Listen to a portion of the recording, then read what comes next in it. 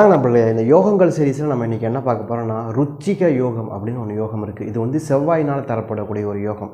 அதாவது பார்த்திங்கன்னா கேந்திரஸ்தானம், லக்னத்துக்கு கேந்திரஸ்தானம்னு சொல்லப்படக்கூடிய 4, 7, 10 இதில் வந்து பார்த்திங்கன்னா செவ்வாய் பகவான் வந்து ஆட்சியோ அல்லது உச்சமோ பெற்றிருந்தாருன்னா கண்டிப்பாக அது ருச்சிர யோகமாக இருக்கும். இந்த யோகத்தில் இருக்கவங்க வந்து உடல் பலம் அதிகமாக இருக்கும். இந்த நீங்கள் பார்த்துருப்பீங்க, ஏதாவது பெரிய பைல்வான் இந்த மாதிரியான உடல் சார்ந்த விஷயங்கள் ரொம்ப பலமாக இருப்பாங்க இல்லையா, அவங்க எல்லாமே இந்த ருச்சக யோகத்தில் தான் வருவாங்க. இது மாதிரி ஜாதகர் வந்து அரசாளும் பதவிகள் கிடைக்கிறதுக்கான வாய்ப்பு இருக்குது. அதே மாதிரி படை தளபதி, அதே மாதிரி எதிரிகளை துவம்சம் பண்ணக்கூடிய ஒரு தகுதி இது உங்களுக்கு வந்து கட்டாயமாக இருக்கும். இந்த மாதிரியான ஜாதகம் இராணுவத்துக்கு இந்த மாதிரியான வேலைகள் போகிறதுக்கு ஒரு சூப்பரான ஒரு ஜாதகமாக இருக்கும்.